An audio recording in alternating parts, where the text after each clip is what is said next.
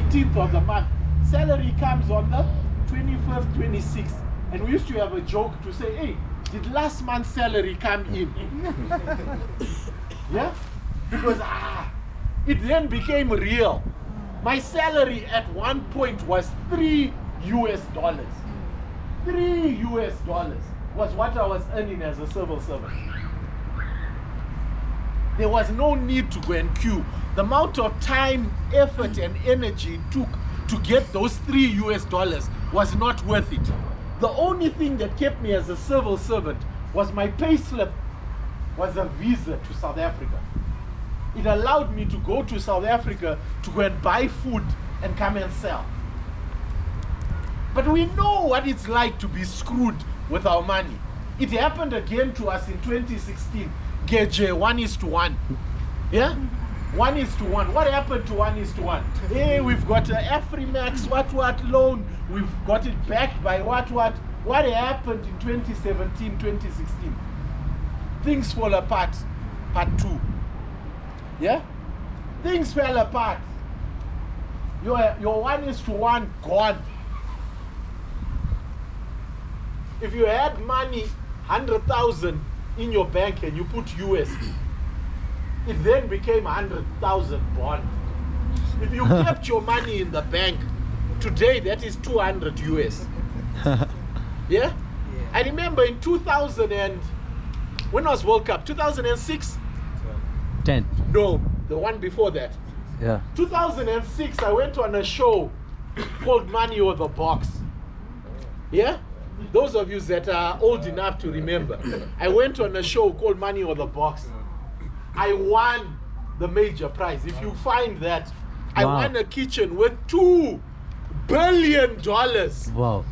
I won. Wow. Yeah? A kitchen. A fitted kitchen. $2 billion. It was worth, when I won it was worth 20,000 US. By the time I got it, the money, yeah? 400 US. $2 billion. When everybody watched that show, they came celebrating with me. William, Mapinda, $2 billion. It was a lot. 20,000. Oh, 20,000 is a lot of money now. Yeah.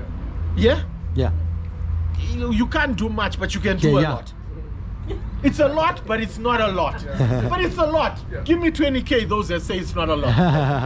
I thought so. Even bond, I'll take. 20,000 bond, I'll take. I'll take. It's for free. I love the F word. I love the F word. Give me 20,000 bond. But I want 20,000 US.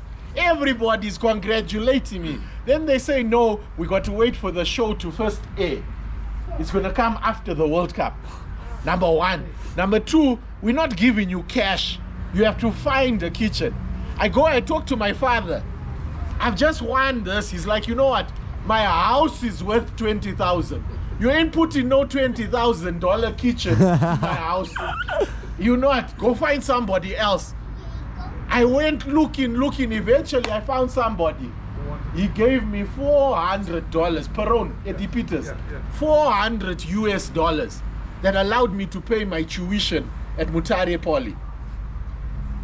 We know what it's like to be screwed. We know, we are veterans. We've been through that. When people in America start talking about inflation, inflation is now 6%. 6% per day, 6% per what? No, 6% per annum. But we are world champions right now. I think we're at what? 270. 285. We know what inflation is. We know what exchange rates are. Yeah. Soon there's going to be 3 exchange rates. One in the morning, in the afternoon, and in the evening. True. Right now we have an exchange rate every day.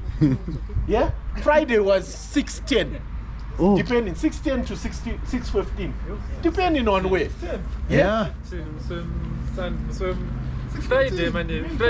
610. You're giving me 400, man. Hey. No, some of us are privileged enough to use the auction rate. Some of us, we use alternative rates. We don't use black market. We just call them alternative. But we know what it's like. Bitcoin brings back the freedom to you. It's your money. You make the decisions where you want it to go, how much you want it to go. Nobody controls, except if you now keep your money on what is known as an exchange. Then an exchange kicks in and tells you, you can only send so much per day. Yeah? But if you ever get into Bitcoin, not your keys, not your coins. What does that mean? If you don't own the money, if you don't own the Bitcoin, if the Bitcoin is not on you in a wallet that you control, it's not yours. As much as I may say, we know what it's like. We've taken money to Stanbic. We've taken money to Stewart. We've taken money to these banks. I remember Kingdom went with my money. Till this day, Kingdom went with my money. Yeah? As much as some of you may look at Nigel and smile at him, Chanakira, I don't. He went with my money. Yes, it was agri checks, what. It's okay. My money is my money. Yeah? Bitcoin allows you to make your own decisions over your money. No longer will you be screwed by anybody. It's your money. You move it as and when you want. So to those that ask, what is Bitcoin? Yes, it is volatile. If you have one Bitcoin today, guess what you have tomorrow? I didn't hear? You have one Bitcoin. One Bitcoin today, one Bitcoin tomorrow. Yeah? But what changes is its value in US. Today, that one Bitcoin may be valued at 20,000. Tomorrow, it's 19,000. The next day, it's 21,000. The next day, it fluctuates just like the rand. Today, you have 100 rands. What that rand is equal to in US changes by the day. Yeah? Today, you have $1. It's worth how much? 610. Tomorrow it's worth how much? 620. But guess what it is? It is still $1. One Bitcoin will remain one Bitcoin forever. The question you have to ask yourself is, what will Bitcoin be worth in 10, in 20, in 50 years? There are some people here that say, you know what? I don't care what Bitcoin is today, but I care what it is in 20 years. In fact, you know what?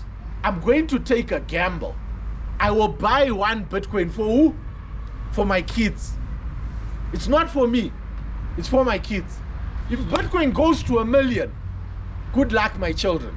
If Bitcoin goes to 0, sorry, my kids, you have to start at the same level I started at. But I took a gamble. The question is, are you willing to put your bet? Right now, what do we get? We get RTGS. Some of us that are unfortunate to earn in RTGS. You move that RTGS to what? To US dollar.